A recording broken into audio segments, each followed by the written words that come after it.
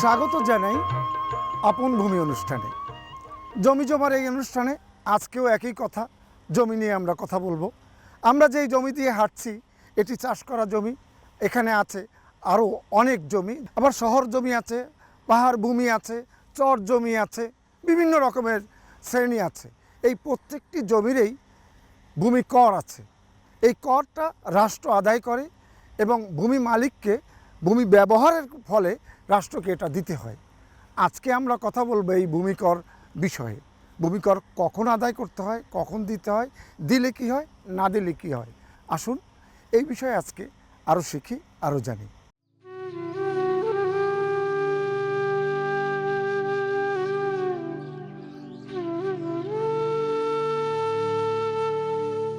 হায় রে ভূমি কর, হায় রে ভূমি কর, কত না দুঃখ কষ্টে হারাইয়েছি জমি, মালিক হয়েছে পর। হায় রে সানসেট ল, সূর্যাস্ত আইন, তারই বিরুদ্ধে প্রতিজ্ঞাবদ্ধ করেছি সাইন। জমিদারের পাইক পেয়াদার হাক ডাক নাইকো এখন আর, বছর গেলে খাজনা অনাদায় নিলাম হয় না কোতার। কিসের আবার ভয় ডর, হায় রে ভূমি কর, হায় রে জমির খাজনা, তোমার বিহনে হয় না কো ঢোল সুরাতের কোনো বাজনা। সুদ ছাড়া কি খাজনা আদায় করা যায় না? হায় রে সবার তরে নতুন সাজে সাজনা, জমিতে এবার ডিজিটালাইজড হলো যুক্ত, ভূমিকর অনলাইন পরিষেবা হয়রানি মুক্ত।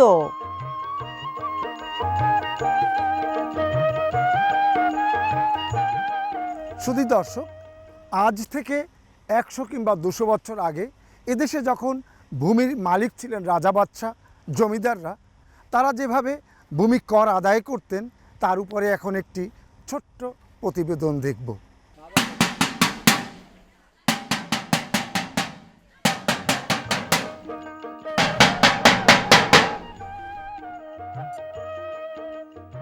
একটি বিশেষ ঘোষণা, খাজনা দেওয়ার সময় হয়েছে, আপনারা তহসিল অফিসে আসিয়া খাজনা পরিশোধ করেন। খাজনা পরিশোধ করিতে বিলম্ব হইলে জমি নিলাম হয়ে যাবে। একটি বিশেষ ঘোষণা, জমির খাজনা দেওয়ার সময় হয়েছে, তহসিল অফিসে আসিয়া খাজনা পরিশোধ করেন। যদি বিলম্ব হয় তবে জমি নিলাম হয়ে যাবে।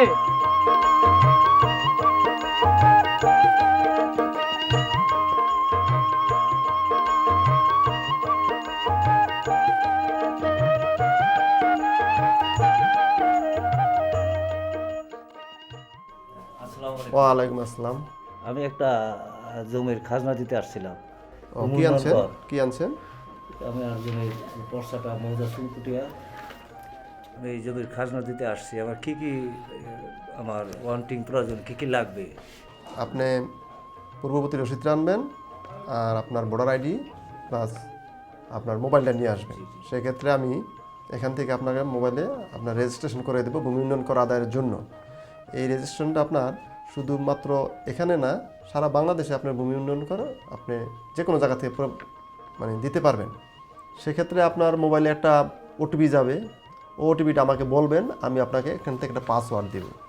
আপনার মোবাইল নাম্বারটা গেলাম আপনার আইডি, এই দুইটার সমন্বয়ে আপনি আবেদন করবেন। যে মৌজায় আপনি খাজনা দিতে চাচ্ছেন আজকে, ওই মৌজা আবেদন করলে আমরা এখানে বসে এখানে অ্যাপ্রুভ দিয়ে দেবো। অ্যাপ্রুভ দেওয়ার পর আপনি ঘরে বসে যে কোনো সময় আপনি খাজনা দিতে পারবেন। তা আসলে এটা তো অনেক সুন্দর একটা প্রসেস।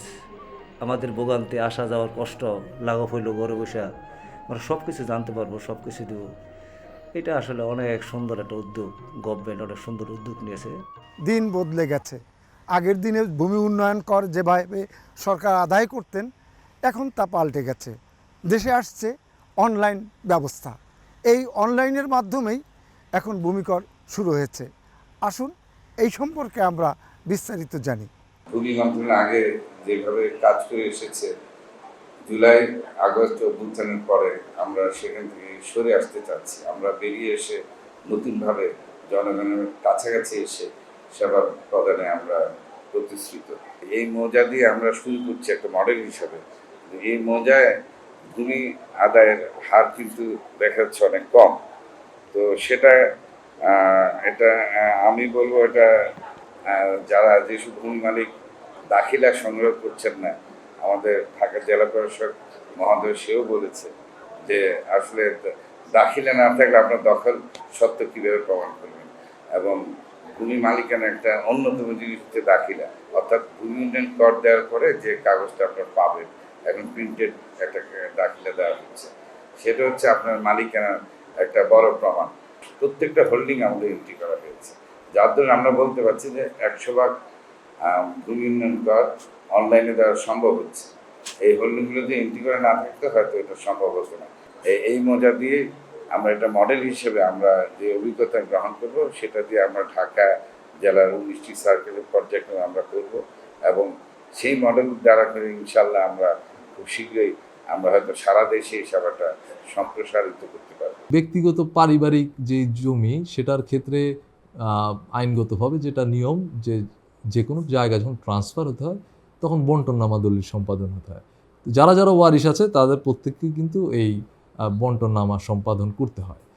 তো বন্টননামা সম্পাদন করতে গেলে কার কোথায় জায়গা আছে ওনার এটা চলে আসে। তো প্রথাগতভাবে অনেক ক্ষেত্রেই এটা সম্পাদন মানুষের করা জটিলতর, এটাও একটা কারণ যে এটার সম্পাদন করা অনেক সময় যায় না, এই কারণে অনেকে জানতে পারে না।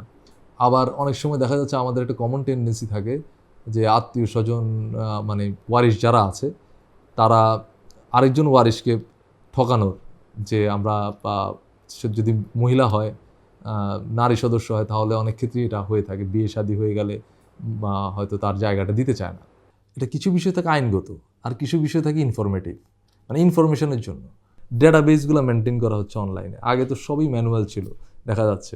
তো এই জায়গাগুলোতে এবার মিউটেশন প্রসেস দেখেন অনলাইনে চলে আসছে।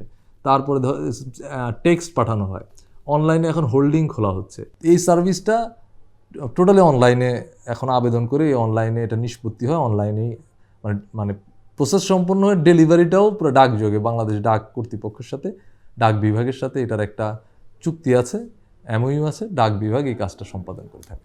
আগে তো অনেক কষ্ট হইতো, আগে ভূমি অফিসে যেতে হতো, ওইখানে লোক ধরতে হইতো, তারপরে হাতে লিখতে হইতো, অনেক কষ্ট হইতো। এখন অবশ্য ওইটা নাই, এখন অনলাইনে খুব সহজে আমরা নিজের ফর্ম ফিল আপ করে পাঠাতে পারি এবং ঘরে বসেই আমরা ব্যাংকের মাধ্যমে পে করতে পারি টাকাটা। এখন অনেক বেটার। অনলাইনে খাজনা দেওয়ার জন্যই এখানে আসছি। তো আগে তো আমরা ম্যানুয়ালি খাজনা দিতাম বা ওই অফিসে গিয়ে দিতে হতো, সেটা অনেক ঝামেলা, লাইন ধরতে হতো বা অথবা অনেক জটিলতা থাকতো। কিন্তু এখন অনলাইন হওয়াতে একদম খুব সহজ হয়ে গেছে এবং যারা এখানে আছেন ওরা খুবই আন্তরিকভাবে কাজ করতেছেন এবং অনলাইনে আমার মোবাইলে হয়ে যাচ্ছে অলরেডি, মানে আমার কোনো জটিলতা হচ্ছে না আর কি।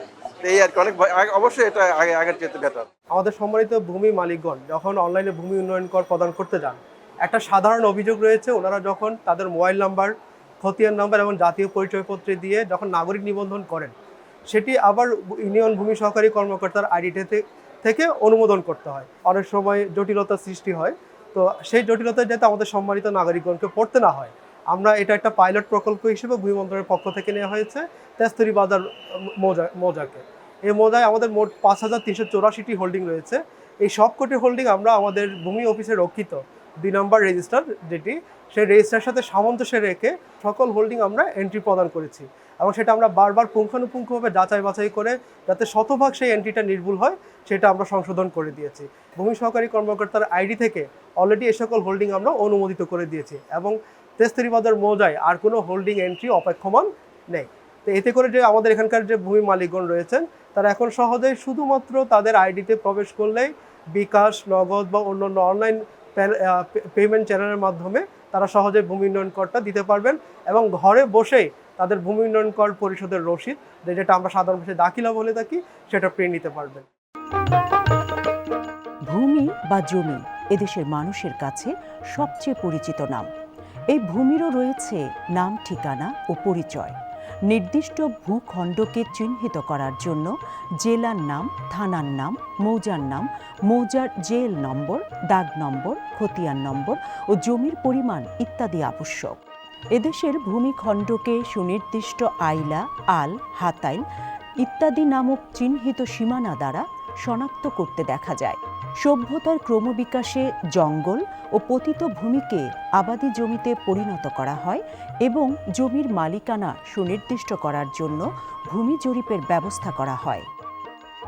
কোনো ভূমিতে উৎপাদিত সম্পদের যে অংশ কর্তৃপক্ষকে বা রাষ্ট্রকে প্রদান করার রীতিনীতি চালু হয় তাকে ভূমিকর বা এলডি ট্যাক্স বলে। 1765 সনে এ ভূখণ্ডের রাজস্ব আদায়ের দায়িত্ব দেওয়ানি লাভ করেন ইস্ট ইন্ডিয়া কোম্পানি। তারা সম্রাট আকবর কর্তৃক উদ্ভাবিত রাজস্ব পদ্ধতি, অর্থাৎ কোন শ্রেণীর ভূমির খাজনা বা রাজস্ব কত নেওয়া হবে তা 1582 সনের আকবরের অর্থমন্ত্রীর তত্ত্বাবধানে যা নির্ধারণ করা হয়েছিল তা বহাল রাখে। পরবর্তীতে 1772 সনে 5 শালা 10 শালা বন্দোবস্ত ও লর্ড কর্নওয়ালিস 1793 সনে কুখ্যাত চিরস্থায়ী বন্দোবস্ত আইন চালু করে, যা ইতিহাস সূর্যাস্ত আইন নামে পরিচিত। এরপর 1799 সনে জারি হয় রেগুলেশন 7 অফ 1799। এটা ইতিহাসে 1799 সনের কুখ্যাত হস্তম আইন নামেও পরিচিত। এসব আইন নামধারী ব্যবস্থা এদেশের জমিদারদের হাতকে অধিক শক্তিশালী করে, ফলে ভূমি মালিকরা এক দুর্বিষহ অনিশ্চয়তা ও অন্ধকারে নিপতিত হয়। এই অবস্থায় কৃষকদের উৎপাদিত ফসলের বেশিরভাগই ব্যয় হতো জমিদারদের খাজনা পরিশোধে। তার উপর ছিল মধ্যস্বত্বভোগীদের নানান আবদার ও অতিরিক্ত কর চাহিদা। এদেশের জমিদারি ব্যবস্থায় পুন্না নামক এক ধরনের ফসলি কর প্রদানের রীতি চালু ছিল।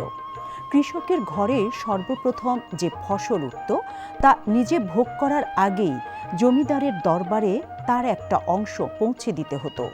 সেটাই পুন্না নামক এক ধরনের কর। এরপর অনেক চড়াই উতরাই পার করে ইংরেজরা 1885 সালে বঙ্গীয় প্রজাস্বত্ব আইন চালু করে।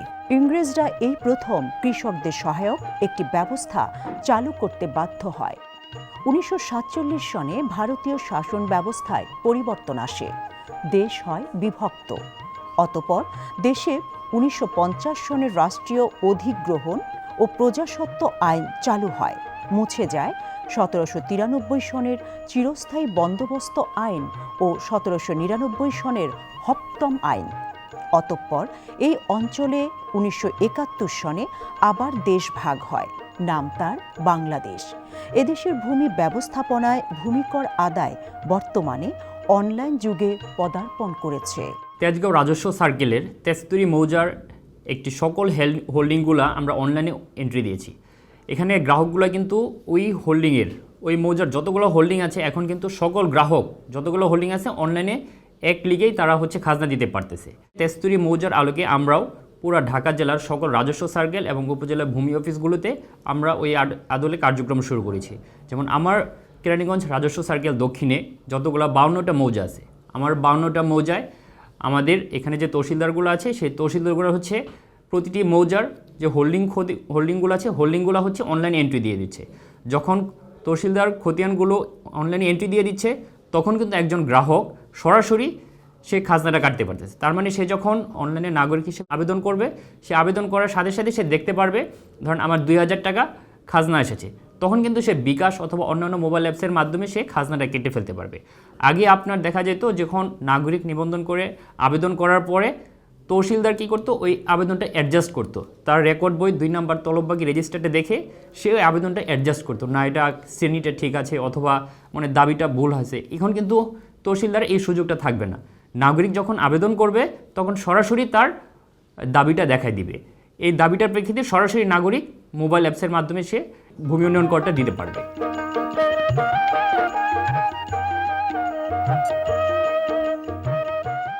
ভূমি সেবা তথা ভূমি রেজিস্ট্রেশন, নামজারি, খাজনা বা ভূমি উন্নয়ন কর নকশা, পর্চা ইত্যাদি জনগণের জন্য সহজীকরণ ও সেবা নিশ্চিত করার জন্য অনলাইন ব্যবস্থা চালু হয়েছে। ভূমি উপদেষ্টা ইতোমধ্যেই এ ব্যবস্থার উদ্বোধন করেছেন।